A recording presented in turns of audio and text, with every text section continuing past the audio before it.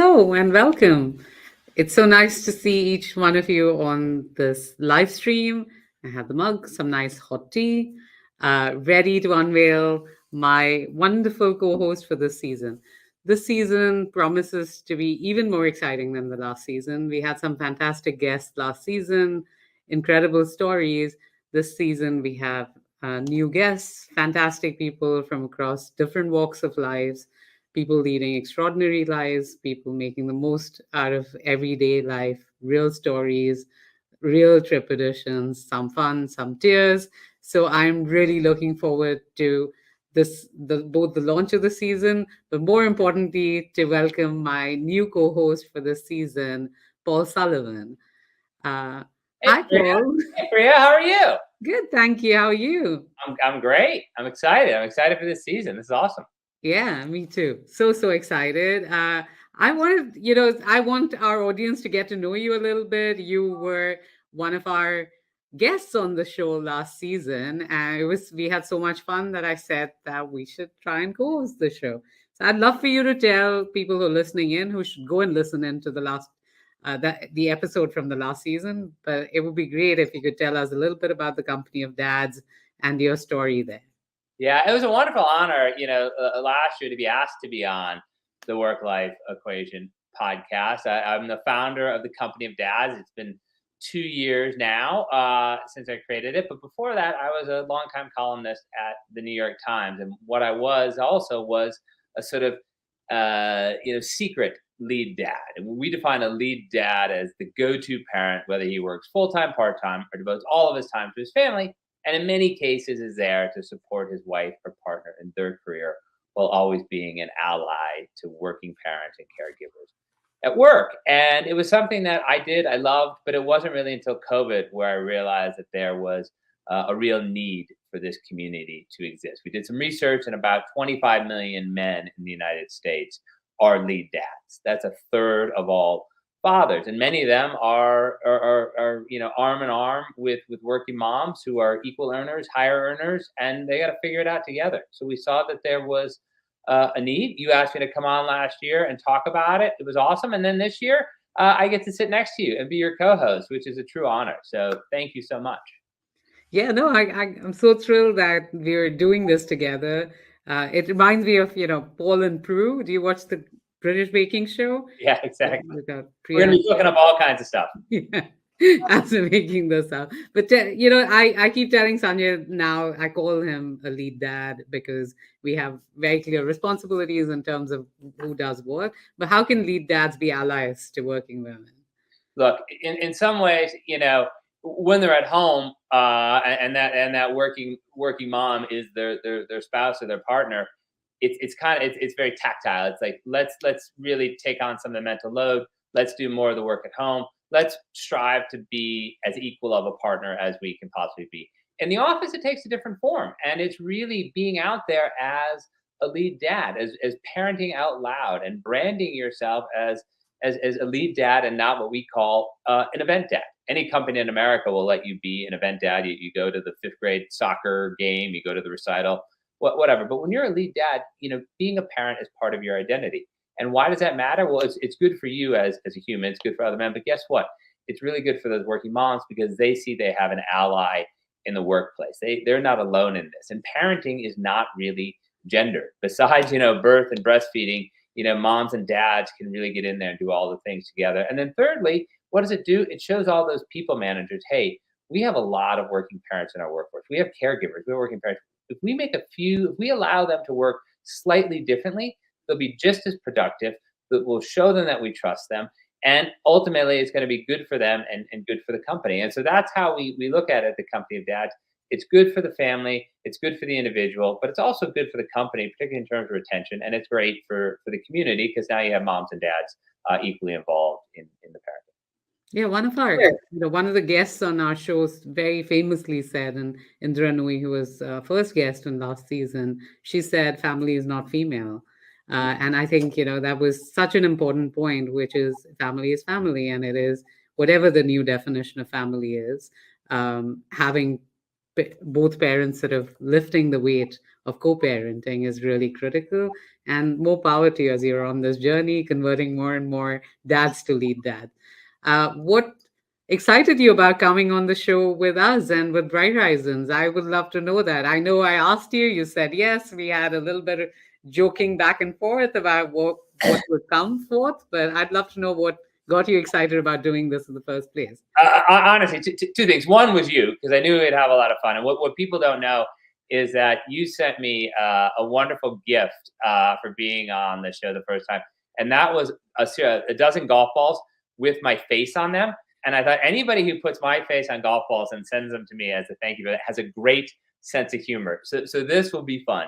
The second, and the bigger one beyond the personal is to be able to align my nascent brand, the Company of Dads, with such an established brand as Bright Horizons. I mean, Bright Horizons is the model for high quality childcare in the United States and beyond. And so I was ecstatic to be asked to be part of it, because I mean, Bright Horizons is a leader in what you do. People look up to Bright Horizons. People are modeled on Bright Horizons. And if I can come in there as the founder of the Company of Dads, as somebody who's representing working dads, but really what I'm trying to do is help families fulfill their full potential. If we can partner up, that was just, it made me ecstatic.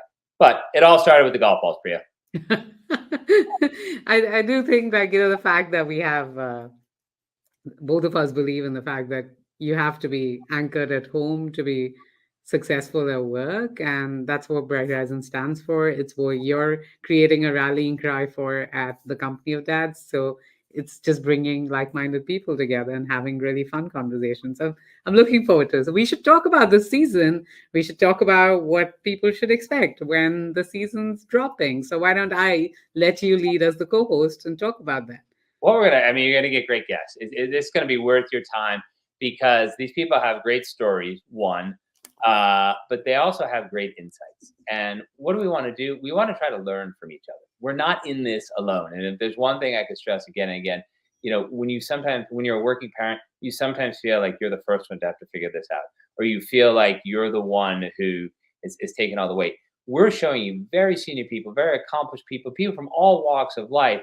They've figured out a way to make this work-life equation work for them. So you're going to get the great stories, you're going to get the insights, but you're going to walk away with one, two, three actionable things that you can integrate into your own life. And we launched our first episode, goes up and live for this season on the 27th of February. 27th of February, write that in. Look forward to that first episode that's going live. Listen in wherever you listen to your podcast.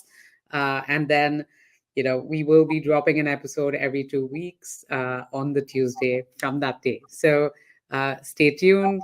Look forward to it. And we'd love feedback as you guys are listening in to these episodes, and give us names of guests you'd like to hear from, because both Paul and I are curating this amazing guest list, which we believe will bring the right set of insights to you. But we continue to look for guests on the podcast. So please do write in, and we'd love to hear from you. With that, Paul, I think we can open up to questions from the audience if you're okay with that. 100%. Let's go. Let's see what people want to ask us. Okay. So what inspires you most to be an advocate for working parents and families? You want to take that one first, Priya, or you want me to take that one? Why don't you take the one? I like being, look, I've got 3 daughters, and my wife works in financial services, and I want the Company of Dads to sort of lead the charge to help people rethink, gender roles, rethink, who's the higher earner, who's not, rethink, the way, men and women, delegate stuff at home and at work, and to sort of be part of what Bright Horizons is doing with the Work Life Equation podcast and bringing these remarkable guests, some of whom you will certainly have heard of, some of whom you may not, but I guarantee everyone's story is worth your time to listen to, and to start really, again, showing people that we're there for you, we're trying to help, and we're giving you some ideas, we're giving you some tips that are actionable. And maybe 5-10 years, the work-life equation looks a little bit different than it does today. In my case, I think it's the fact that, one, we both are working parents, and we have, I think I'm a I'm a better mom because I work, and I work better because I had the kids. I certainly became a much better manager once I had the children, and then uh, I'm not using all of my energy at home. I would drive the kids nuts, so I need to work. So the fact that I need both is important, and hence, it was the reason I said, let's advocate for more people like me who require that support and who enjoy both spaces. All right, let's see what the next question is here. All right. What What? do you hope the audience takes away from this season of the life work-life equation? Do you want to take that first? Yeah, I think we touched on this a bit. I really want people to come together. If this can be a hub, and the 12 episodes or so that we have, if this is must listen to podcast, and people say, hey, I heard this and I learned this lesson. What do we want to do? You can't have a community if you don't share. So if people start listening to this, they like it, they share it with their friends, and then again, people get some tips that makes they're balancing their work and life, creating that work life equation, making that a little bit easier for them. That'd be a great takeaway for me. Yeah, that I think the fact that we don't nobody gives us a handbook, and you're responsible for these little people. Uh, Shared stories are really, really critical. I think these days, at least as I had the boys, it was raising kids by instinct. Now parents raised by Google, and then it's always about what didn't work. So the notion of having, even a community and knowing that other people go through the same struggles, the same travails, um, and the shared experiences, as you said, Paul. Yeah. Maybe we can go to the next question. Oh, uh, hang on. Who said that? Daughter, hang on. Okay. So no, you. Oh. What are you wearing?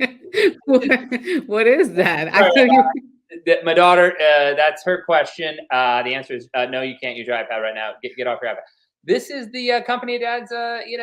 Outfit. Nobody knew we're on a Zoom. We're so many Zooms these days. I look like I'm in perfectly normal business attire, but after this, I'm probably have to go do some parenting. So I got my shorts on and my Birkenstocks, so I can just go right into it. But we'll skip right over that one. Next question. How do you find balance for work and life? I'm just so busy laughing. You should answer that.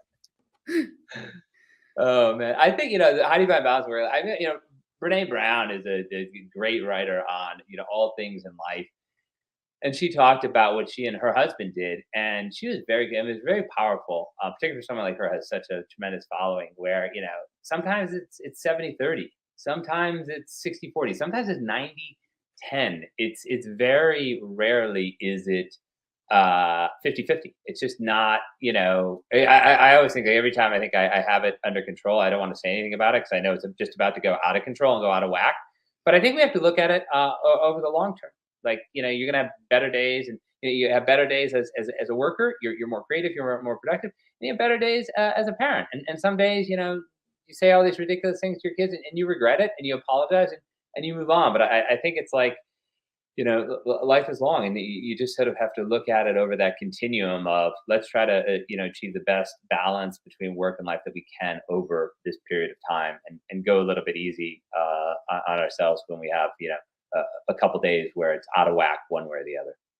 And actually, that's part of the reason we named the podcast the work life equation, right? Because it isn't a balance. It's finding that equation of what works. And given we were throwing out percentages, I think the fact that you need to be 100% wherever you are, it's very difficult. You can't split that time of saying, hey, when I'm at the pediatrician, I need to be spending time here, even if I miss the board meeting to go spend that time at the pediatrician because it was really important for my child. So this notion of sort of saying how do you bring the balance and is elusive, but how do you create an equation that works for you? And to your point, and Rene Brown's point was significantly wiser than either one of us. It can keep sort of toggling through a period of time. It's just then finding out how do you equate the what's going on both sides. And funny you should say pediatrician, Priya, because that's actually where I was this morning. In those shorts, really? No, it was too cold for that. I had a sweatshirt on, and I said, we're back in the house now. But I was there with my daughter, who just asked about, the iPad, and one, I was thrilled that there was a real mix in the pediatrician of moms and dads, so people both, taking time off from work to be there. But she asked me on the way home. She said, "Can we stop and get a like a smoothie because she's got a sore throat?" And I said, "Sure." But I said, "Sure," and then I looked at my watch. I said, "Okay, I can get back to do this live stream with Bright Horizons, and I can take her to get a smoothie, and I can get dressed properly, or at least half of me dressed properly for this." But that's the equation. You're always doing that mental math in your head as a parent. Now, did I have something else planned this morning? I did, but I'll do that tonight. That'll get kicked to the evening. And I knew that this is a thing that wasn't movable. I needed to be there for my daughter, and who doesn't like a smoothie when you have a sore throat? All right, let's go to the next question. Oh yeah, what is a misconception about work-life balance? I think we touched on this, that it's somehow equal. That you're you know it's 50-50 every day, and that mom is doing 50% and dad is doing 50%. I think that's really a recipe for people to be unhappy, and it's really a recipe for people to beat themselves up. I mean, I think last week I was traveling, so my wife took on more of the stuff in the morning. Today I was the one taking my daughter to the pediatrician, but I could have something work-wise later this week, and she'll be the one taking it. So it's really, it's don't beat yourself up thinking it's always going to be 50-50. Yeah, they turn out okay in spite of you, not because of you. They go to therapy one way or the other. So, Let's go to that. What's it been like to get to know your new co-host? I think, the good thing about Paul and I is we found that equation the first time we spoke, and uh, it was a really interesting first conversation, and we've stayed in touch since, Paul. So it's getting to know you, but it's actually getting to know you in a new light. I did comment on the fact that I realize how you must have been as a journalist and as somebody who wrote, because you're really inquisitive and you ask very deep, detailed questions. So that was certainly a new thing that I discovered about you. Well, thank you. But you always get the nice Paul, because my wife used to say I had a New York Times voice. And so I never use that on the work-life equation. I mean, the best part has been like, maybe you can do it on the live stream, though. No, we don't need it's the voice where I'm annoyed and you're calling me up. If somebody's calling me up for something, or they've done something, quasi illegal, and I'm calling and say, "Why did you do this?" So we're not doing any of that stuff. No. I think like the best part of getting to know you is just I knew right away you've got such a great sense of humor that, to me, that means that you'd be really sharp, really quick, and really smart. And so it's a pleasure to have you as a co-host, because we really complement each other. We have different approaches to this, but you're asking great questions, and I'm learning from listening to the questions that you're asking. So I think it's a wonderful partnership that I'm super excited about. What exciting guests or topics can viewers look forward to in an upcoming season? Well, you have to tune in and listen in and download those episodes. But I think it's a range of people. What we've tried to do is curate a range of folks from different backgrounds, whether they're working mothers, working fathers, couples who figured this out, adoptive parents, people who have a theory on why this is the right thing, why this is one of the most important areas that uh, both the government as well as employers should focus on. So I think it's a range of people. I don't know, Paul, whether you see it differently, but I think every guest on our show is going to be really exciting, and I've loved each of these discussions. Yeah, it's a great list. And actually, what do? We try to get a broad representation. People from corporate America. We have some people in the medical profession. We have some academics. We have some people who work in retail. We have all kinds of different jobs represented, because the ultimate hope, and one of the things you have to tune in to see this, but we ask each guest the same 3 questions at the end, and it's really telling to see what their answers are. We're not going to tell you what those 3 questions are, and they're at the end, so you got to listen all the way through. But already it's helping us get a sense of the commonalities among parents, whether they're moms or dads, working parents who are trying to figure out this work-life equation. And there's a commonality across industry, across, level of where they are in the companies, across, the number of kids they have, the age of their kids. And that's what we hope, that when you get to the end of these 12 episodes, you'll have something to really take away with you that will, transcend. You won't just say, oh, the doctor said this or the consultant said this. You say, wow, this is the through line of this. And I really got a sense of, how everybody is working through the work-life equation. Oh, this is you. This is you, Priya. How does Bright Horizons support working families? So I think, I think of it as like when you think about individuals, most companies talk about health, health benefits and the first area that they would support for an individual. And then there's financial well-being. So, your 401k plans and savings plans, etc. I genuinely believe that, our mission and our view is to try and get employers to create a third category, which is focused on the individual, because caregiving is such a big part of an individual's life. And whether it's, different ages, different stages, looking at what those requirements might be for families with young children, empty nesters, people looking after elders. When you have a child like me, you have two teenage boys who are going into high school. Each of these are stressful moments in a working family's lives. And our ambition is to provide services and then rally around employers to make those services affordable. Because it's one thing, which is, how do you get access to the services? How do you get them at a price that allows you to continue working and at the highest quality? So that's really what we stand for, is provide the highest quality service. How do you make sure that parents have access to it, and how do you make it affordable, either by working with the employer or with the government? So that is who Bright Horizons is about, and that's how we support working families. I love it. I think we have time for one more question, and this is our last question. Can you share any behind-the-scenes insights or memorable moments that occurred while recording the upcoming episodes? I've got one that comes to mind.